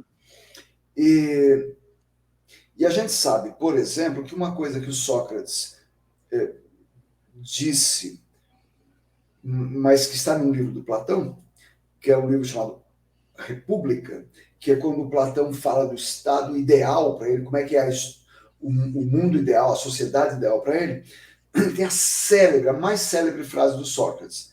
É o famoso só sei que nada sei. Pô, meu irmão, ou você sabe ou você não sabe. Isso é um paradoxo. Uhum. Por quê? Um camarada amigo dele, já conhecia o Sócrates, foi ao oráculo de Delfos. Delfos é uma cidade que fica a certa distância de Atenas, que tem um oráculo famoso. E o cara foi lá, porque ele falou, eu quero aprender, eu quero contratar um professor, mas eu quero pegar assim, o melhor que tiver em Atenas. E o cara que eu acho que é mais inteligente lá em Atenas é o Sócrates, mas eu quero que o oráculo falava, o deus Apolo falava pela boca do oráculo, o deus da sabedoria. E aí, Apolo, sabedoria não, da iluminação. E aí, Apolo, existe alguém mais sábio que o Sócrates? Não. Voltou lá, bateu na porta. Sócrates, eu quero ter aula com você. Sócrates até então nunca tinha tido aluno pago. Você está louco? Xenofonte, o nome do cara. Ele falou, não, eu tive lá no oráculo, e o oráculo disse que você é o cara mais sábio de Atenas. Eu? Não, deixa eu pensar um pouco nisso. E o Sócrates começa a refletir a respeito, e ele faz uma peregrinação a Delfos, ele vai ver o que o oráculo podia dizer, e ele vê escrito na parede do templo o seguinte, conhece-te a ti mesmo. Ele fica mastigando isso aí durante dias, e ele começa a perguntar para os caras que ele julgava sábios lá em Atenas, escuta, o que é ser sábio? Você sabe? Sei. O que é? É assim, assim, assim. Só que falava, não é. Ia para outro, ia para outro, ia para outro. Até que ele chegou à conclusão, e não foi de uma vez, foi com muitas referências, ele falou, esses caras todos, eles acham que sabem alguma coisa. Mas eles estão tão perdidos quanto eu. A única vantagem que eu tenho em relação a eles é que eu sei que eu não sei. E eles acham que sabem. Quando você acha que sabe, você para de pensar. Esse é o segredo da sabedoria do Sócrates. E é o segredo de ter a autoconsciência do próprio conhecimento, do próprio saber. E dá para você que está nos ouvindo ou nos assistindo fazer a mesma coisa na sua vida e fazer a mesma coisa em casa, tomando café da manhã. O que eu sei? Como é que eu posso melhorar? E etc. O Sócrates vai levantar tantas dúvidas que vai acabar incomodando os poderosos da cidade, que vão abrir um processo contra ele porque ele corrompe a juventude. Ele corrompe a juventude, ele pregava o ateísmo e tentava introduzir novos deuses. Platão pegou a defesa de Sócrates e publicou como um livro. A defesa do Sócrates, eu estudei na faculdade de Direito, é brilhante. Porque ele pergunta para o cara, escuta, você está me acusando de tentar levar os jovens para o ateísmo, mas você também está me acusando de trazer novos deuses? Meu irmão, decidiu, ou eu sou ateu, ou eu acredito em deuses. Os caras não tinham resposta. Ainda assim, disseram, não adianta, você é culpado. Qual você acha que deve ser a sua pena? Ele falou, olha, pelo que eu já fiz para a cidade de Atenas, a cidade deveria me dar casa e comida gratuita até o fim da vida. Ele falou, não, a sua punição. Ele falou, é essa. Não, a gente te condena à morte. Ele falou, tá bom. Os amigos falaram assim, olha, temos um esquema para você fugir e tal. E mesmo os acusadores não queriam ficar com a morte do Sócrates, porque ia pegar mal para a opinião pública, não queriam ficar com a morte do Sócrates na conta. Dá um jeito que esse cara fugir. Ele falou, não, eu fugir, eu vou para onde? Eu sou ateniense, meu amigo. Daqui eu não saio. Como é que tem que morrer? É para beber veneno? Daqui. Tomou um veneno que dá uma paralisia, não é um veneno que dói, só dá uma paralisia no corpo e você morre. E assim ele morreu, cercado de amigos aos 70 anos de idade. Mas o que ele falou? Quanto mais sei que nada sei, pode ajudar todos nós a evoluirmos. Muito lindo. É isso. Que aula! Muito obrigado, professor Ward Marx, que já anunciou qual é o capítulo da semana que vem. É o Raí, é isso? Não. Platão. Não é o Sócrates, é o Platão. E vocês acreditem, está perto da hora do almoço, vai ser um prato cheio. Tá, desculpa, não faço mais. Vai ser bom, hein? Um abraço na semana que vem, professor Ward. Tchau, um abraço. E agora eu faço o convite, né? Se você ainda não conhece as redes sociais do Guia dos Curiosos, por favor, está na hora de conhecer. Que nós estamos no Facebook, acho que a gente tem que mudar o nome, né? A gente está falando que a gente está no Twitter. Será que a gente tem que falar que está no X, né? Então, a gente está no Facebook, no ex-Twitter, a gente está no Instagram, está no TikTok, é só procurar por Guia dos Curiosos. Então tem um conteúdo bacana lá. No Instagram, eu até indico que vocês acionem a sinetinha, como vocês fazem no YouTube, que toda hora que entrar um vídeo novo, você vai receber uma notificação, aí você não perde. Tem gente que fala, nossa, né, aconteceu isso recentemente. Você sumiu do Instagram? Eu falei, não, eu estou lá, você que não está vendo. Né? É verdade, olha, perdi uns vídeos, né, eu sigo muita página, às vezes eu perco. Então é isso, põe a notificação, quando for publicado um vídeo novo, você é avisado ou avisada, você não perde. De todo modo, a gente sempre elege um da semana para rodar aqui no programa, um ou dois, né? Mas hoje vamos rodar um de uma expressão que a gente usa muito, né? Que eu vou mostrar agora qual é. Tudo jóia? Como é que o polegar para cima virou sinal de positivo e o polegar para baixo de negativo? A explicação mais conhecida para estes gestos vem da Roma Antiga, onde os símbolos eram usados pelos imperadores para decidir a sorte dos gladiadores. Não se sabe com certeza se o polegar para cima significava morte ou perdão, e vice-versa. Na verdade, houve uma grande confusão quando os termos em latim para se referir aos gestos foram descritos. O mais provável é que, para poupar o gladiador, o imperador simplesmente mostrava a mão fechada e, para condená-lo à morte, mostrava o polegar em qualquer direção. A versão que ficou popular acabou associando o bem com tudo que está para cima e o mal com o que está para baixo, como o céu e o inferno. Vale aí um joinha? Então tá aí o recadinho, hein? Você procura o Guia dos Curiosos nas principais redes sociais. Nós não estamos ainda no Threads, a gente está esperando para ver o que vai acontecer. E a gente não mudou ainda, para a gente é Twitter ainda, mas está lá. Mas Facebook, Instagram, TikTok e YouTube, principalmente para você assistir aos programas anteriores do Olá Curiosos, que tem muita coisa legal, tem muita coisa legal. Se é para perder tempo nas redes sociais, que a gente perca com coisa boa, pelo menos, tá? Vamos combinar? Tem conteúdo bom? Tem. Né? Não é esse falando de chá de banana. Ah, olha, agora tem um chá de banana milagroso, você emagrece 4 quilos em uma semana. Não, vai assistir uma entrevista, né?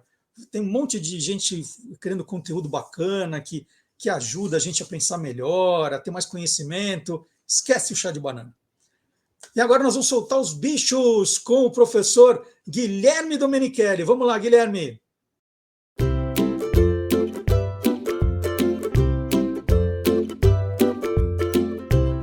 Soltando os bichos, com Guilherme Domenichelli. Bom dia, Guilherme.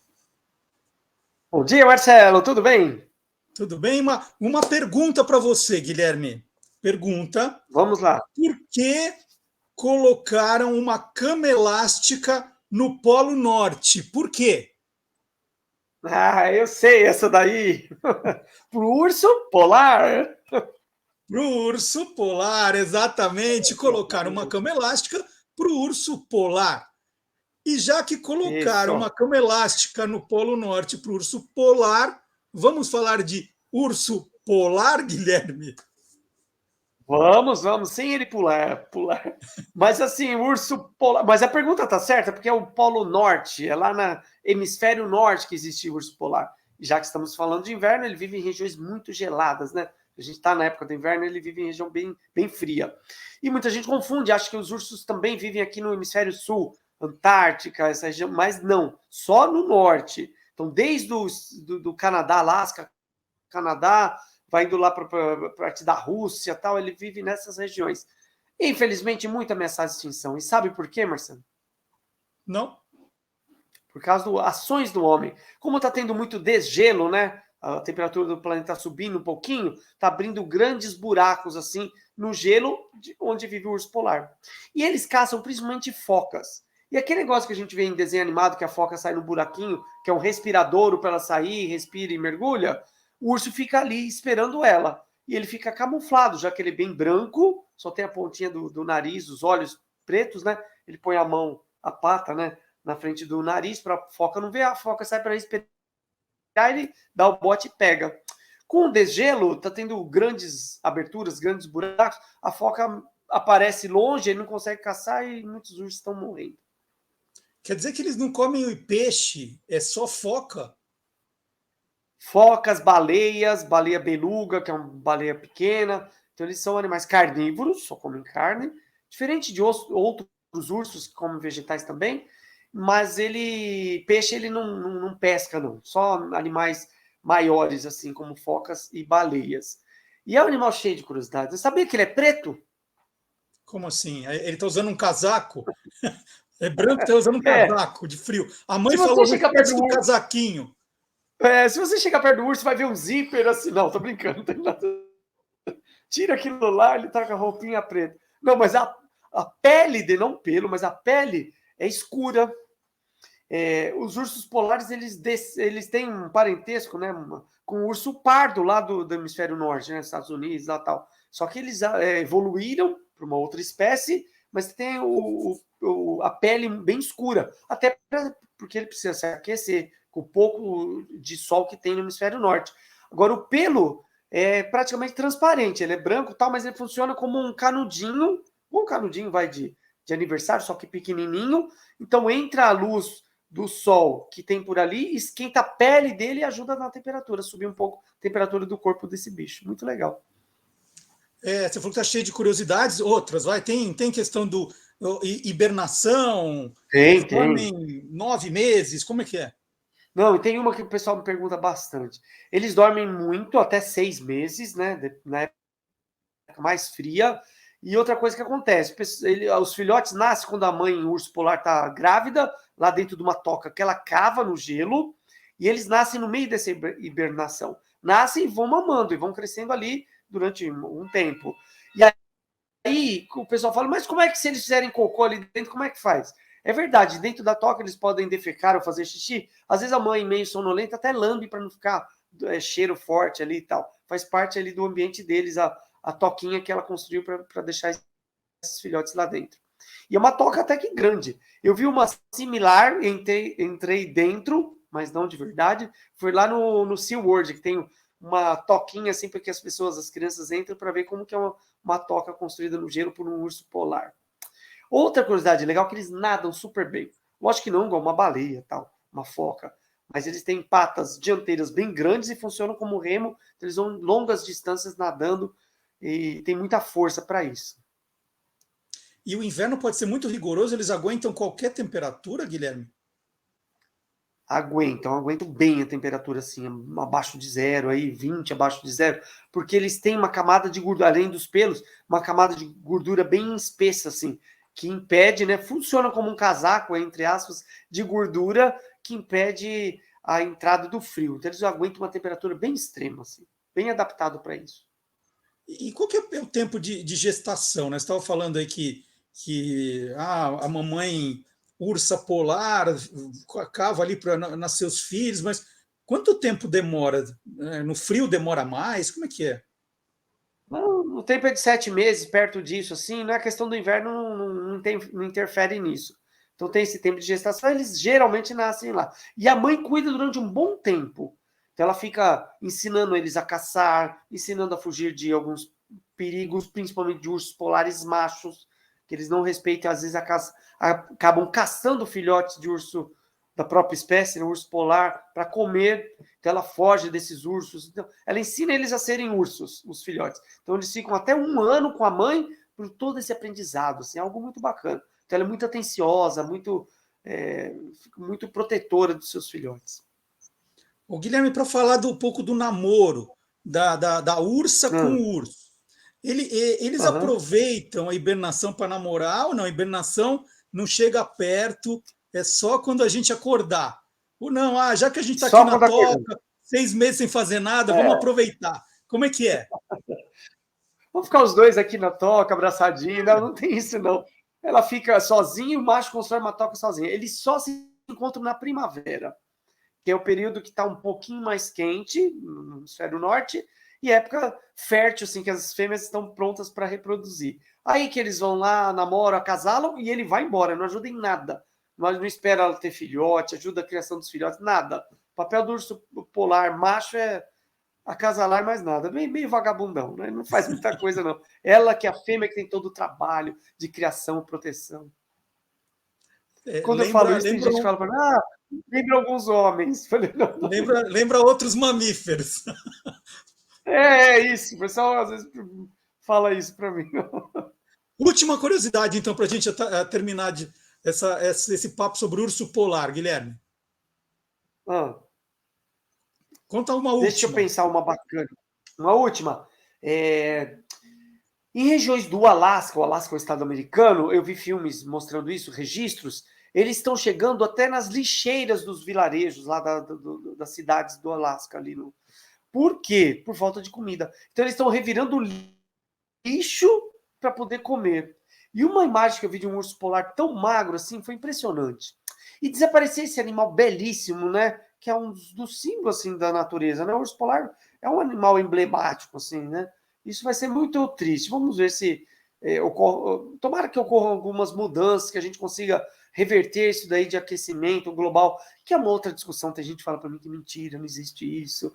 Mas existe, a gente está vendo os efeitos aí. Então vamos ver se isso é revertido no futuro. Muito bacana. Então conversei com o Guilherme Domenichelli sobre o urso polar. Hoje, a semana que vem tem mais. Valeu, Guilherme, um abraço. Valeu, Marcelão. Valeu, abraço a todos.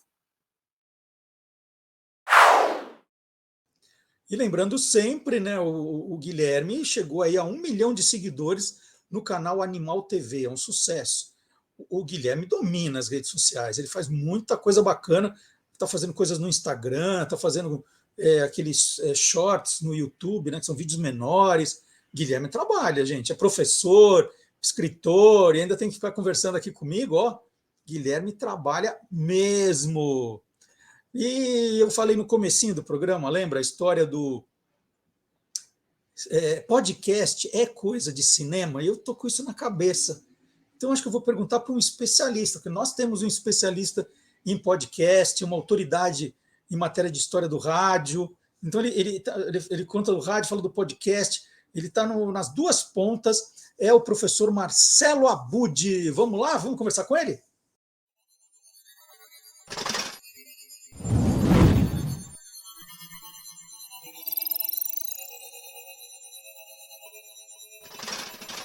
Hoje pode, com Marcelo Abud. Bom dia, Marcelo Abud! Bom dia, Marcelo Duarte. Bom dia, boa tarde, boa noite para você curiosa, você curioso que está sempre querendo saber das novidades da podosfera, esse incrível universo dos podcasts. E agora a gente pode dizer que podcast é coisa de cinema também, não pode? Pode sim, a gente pode, porque agora tem o CinePE 2023 chegando, que é a 27ª edição de um festival audiovisual muito famoso no Brasil, que tem as mostras competitivas de longas-metragens, curtas-metragens, tanto pernambucanos quanto nacionais. O CinePE acontece entre os dias 4 e 9 de setembro, lá no Cinema do Teatro do Parque em Recife, e até aí todo mundo já está sabendo. Agora, o detalhe é que temos uma novidade. Nessa 27ª edição, tem o lançamento de um podcast exclusivo. O nome? Você sabe qual que é o nome, Marcelo Duarte? Imagina. Não faço a menor ideia. CinePE 2023. Uau, que ideia! Então, é a grande novidade que já está no ar. Entrou no ar no dia 9 de agosto. O festival acontece entre 4 e 9 de setembro e o podcast ele fica no ar até o final do festival. Então, toda semana tem um episódio novo e nesses primeiros episódios, antes do festival, tem um esquenta, né? Então, a gente fica sabendo, por exemplo, quem são os curadores da mostra, como é que é feita essa curadoria. Então, a gente conhece não só as pessoas, mas os métodos que eles usam para as escolhas, que é muito interessante para quem tanto foi escolhido quanto não foi escolhido, né, saber, e para quem é público e quer saber como é que aquilo aconteceu. Tem um episódio sobre a trilha sonora do festival. O festival CinePE tem uma trilha muito marcante para quem frequenta já há todos esses anos, né, já é a 27ª edição, e aí tem um episódio só sobre a trilha sonora, que inclusive faz parte do podcast, né? Na abertura dos episódios a gente ouve essa trilha sonora que, para quem frequenta, já é bastante conhecida. São episódios publicados toda quarta-feira e a duração entre 20 e 30 minutos do CinePE 2023 podcast. Você tem um trechinho para a gente ouvir ou a gente vai ter que ir terminando lá curiosos e correndo lá para ouvir? Você nos ajuda nesse ponto ou você vai dar trabalho para todo mundo?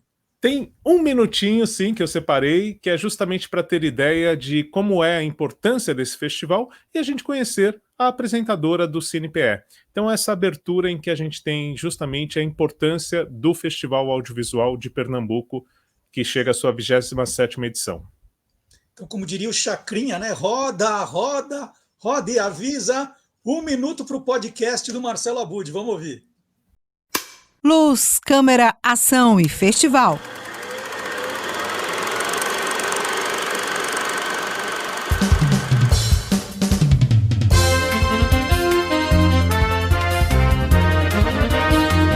Está começando o podcast do CinePE 2023, Festival do Audiovisual.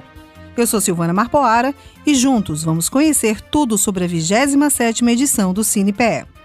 Há quase 30 anos, o Recife tem uma tela de cinema importantíssima, que projeta o melhor da produção de curtas e longas-metragens brasileiros. O CinePE Festival do Audiovisual chega a mais uma edição com números recordes, com mais de 750 filmes inscritos. E uma programação especial, com mostra competitiva, oficinas, homenagens e seminários que acontecem de 4 a 9 de setembro no Cinema do Teatro do Parque, no coração do Recife. E você tem quem é a apresentadora, né? Você falou da apresentadora, quem é? Então, Marcelo Duarte, você sabe que eu até pesquisei, mas eu não encontrei nada. Eu acredito que seja uma comunicadora mesmo, assim, não tem um vínculo direto com o universo do cinema até onde eu pesquisei. Pesquisei bastante. Pesquisei naturalmente no Google, né? Sempre faço isso para entender qual a ligação com o tema, tudo. Mas eu acho que é uma pessoa como o Marcelo Abud, assim, que foi da comunicação para a educação, ela foi da comunicação para o cinema e apresenta muito bem o podcast, mas não encontrei. Deve ser, sim, uma jornalista, uma comunicadora.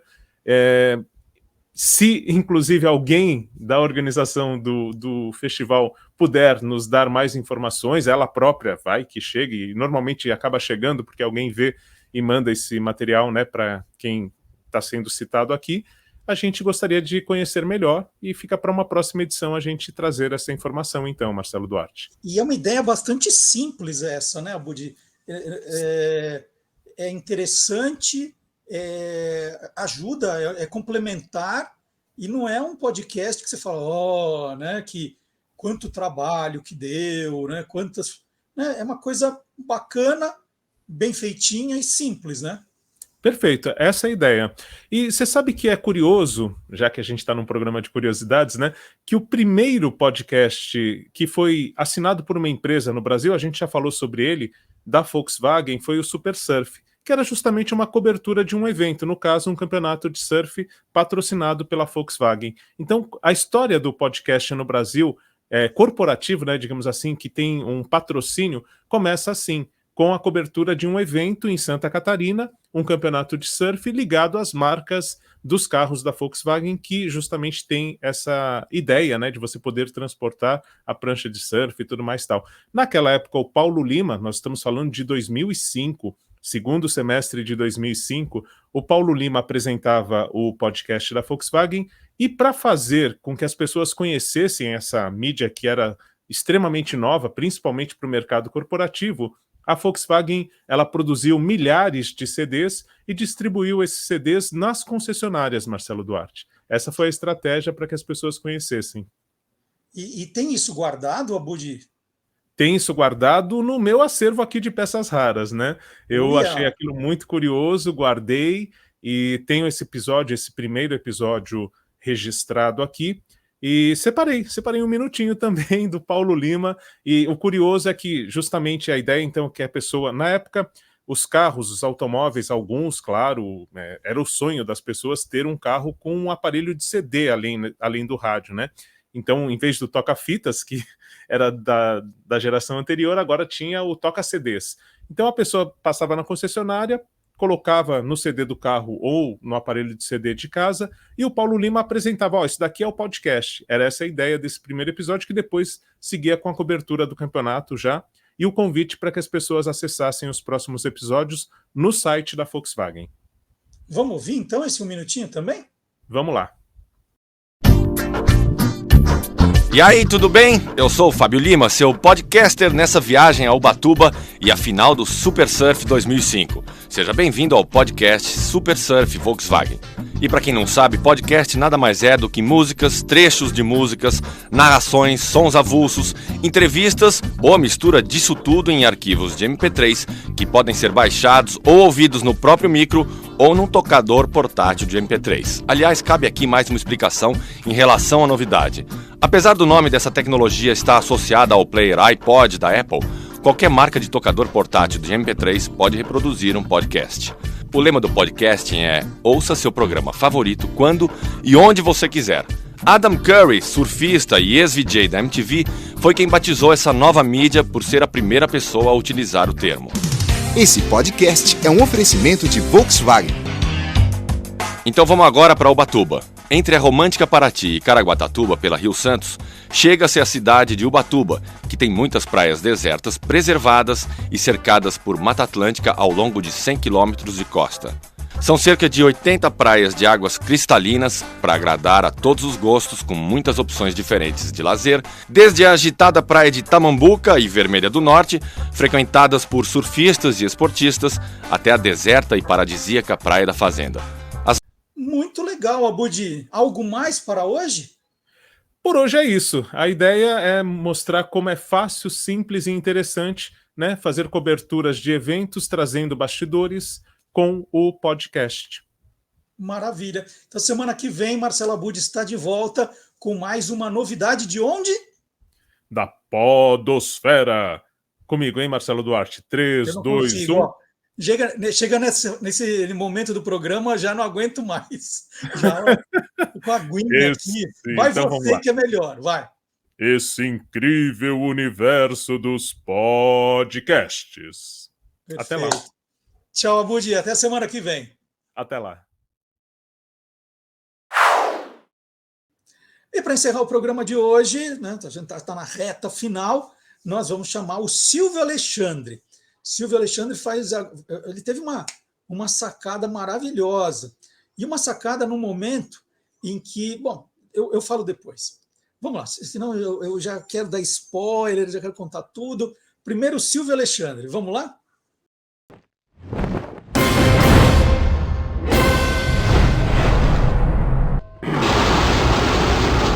Universo Fantástico. Nas décadas de 1980 e 1990, os apresentadores de TV no Brasil invadiram os quadrinhos. Ser transformado em gibi era sinônimo de prestígio. Assim, em 1988, a apresentadora Xuxa Meneghel saiu da TV para os quadrinhos. Foi um sucesso avassalador de vendas. A revista durou até 1992, quando terminou o programa O Show da Xuxa, da Globo. Ela contava com Xuxa e suas paquitas, o mosquito dengue e a tartaruga praga, além de outros personagens, como a Mocreia Fantástica, maior inimiga da rainha. O apresentador Gugu Liberato teve sua primeira aparição em quadrinhos em 1984, na revista Aventuras do Gugu, da editora Sequência. Foram 13 edições com histórias do personagem no cotidiano do dia a dia. Em 1986, uma nova série, As Novas Aventuras do Gugu, mas com apenas uma edição lançada. 2 anos depois, ele voltou para a editora Abril e ficou até 1990. E a seguir, pela editora Azul, em 1992, na revista Sabadão Sertanejo, desta vez como Guguzinho, um personagem pré-adolescente com aventuras bem mais simples. Sérgio Malandro ganhou sua revista em 1988, na época em que apresentava o programa infantil Hora do Capeta, pelo SBT. Quando foi contratado pela Rede Globo em 1990, passou a ser publicado pela editora Globo. As histórias eram sobre ele, naturalmente, uma criança vivendo no corpo de um adulto. A apresentadora Angélica entrou no mundo dos quadrinhos em 1989, como adolescente e heroína, em histórias de humor e aventura. Logo depois, com situações cotidianas. Foi publicada até 1992 pela editora Block, do Grupo Manchete, sendo cancelada após a saída da apresentadora da emissora. Fausto Silva chegou aos quadrinhos 2 anos depois de estrear na TV Globo, com o programa Domingão do Faustão. Lançado em 1991, sua revista foi publicada pela editora Abril Jovem e apresentava Faustão como adulto, e sempre junto com os sobrinhos, Faustinho e Faustina, responsáveis pelo humor da revista. A publicação durou apenas 8 números e não chegou a completar 1 ano nas bancas. Ana Maria Braga virou o personagem de quadrinhos Aninha, em 1998. O curioso é que ela foi publicada ainda na época em que apresentava o programa Note a Note, da Rede Record. Aninha, sempre acompanhada pelo Louro José, vivia histórias de confusões com humor leve. A revista durou até o início de 2001. Já Eliana estreou nos quadrinhos em 2001. A revista da Eliana era uma extensão do programa Eliana e Alegria, que a apresentadora possuía na Rede Record. Incluía curiosidades do reino animal, receitas, passatempo e entrevistas. Na história, em estilo mangá, a guerreira mágica Eliana precisava proteger uma Pokébola ovo e encontrar a criança para poder salvar um planeta alienígena. Informou Silvio Alexandre, revirando o baú dos quadrinhos antigos, para o universo fantástico do Olá, Curiosos! Bom, e o que eu queria dizer é que o Silvio teve a ideia de fazer esse vídeo, né, contar essa história que é muito legal, é um recorte muito bacana que ele pensou, no momento em que o Brasil inteiro está torcendo aí pela saúde do apresentador Fausto Silva, Faustão que já foi tema de várias conversas minhas com Magalhães Júnior, no Quem Te Viu, Quem TV, né, quando a gente contou a história do Perdidos na Noite, e o Faustão está já 20 dias hospitalizado, agora esperando na fila, né, um transplante de coração, então todo mundo torcendo, que é um momento muito delicado, né? Não é uma coisa, vou comprar sair comprando um coração, não é assim, né? Tem todo um trâmite, tem toda uma burocracia, né? E é um jogo contra o tempo também, na situação que ele está. Então o Brasil inteiro torcendo, eu acho que essa corrente vai fazer com que mais pessoas abram os olhos para essa questão da doação de órgãos, que é muito importante, que as famílias saibam da vontade, né, das pessoas, que, caso venha a falecer. Então, todo um movimento muito forte de solidariedade que o Silvio, de algum modo, tratou nesse boletim, né? Foi um jeito da gente falar sobre isso também. Então, a gente está na torcida aqui pelo Faustão. E eu queria me despedir de você, agradecendo mais uma vez a sua audiência, agradecendo mais uma vez o seu joinha antes de ir embora, né? Onde você estiver vendo, se estiver vendo no YouTube, no Facebook, deixa o seu joinha, compartilhe o programa, né? Do mesmo jeito que você faz no Instagram, compartilhando os meus vídeos, compartilhe o Olá Curiosos, avise as pessoas, né, que você gosta, que você ouve, que você mais gosta, né? Durante a semana, depois nós vamos publicando os programas separadamente e você vai acompanhando, pode acompanhar também as playlists depois com o que você mais gosta. E essa é a ideia, vamos espalhar curiosidade, né? Quando a gente espalha curiosidade, não sobra espaço para a gente cair em fake news, passar fake news sem querer, aquelas coisas todas. É isso. Muito obrigado pela audiência, para você curioso, para você curiosa. Semana que vem tem mais. Tchau.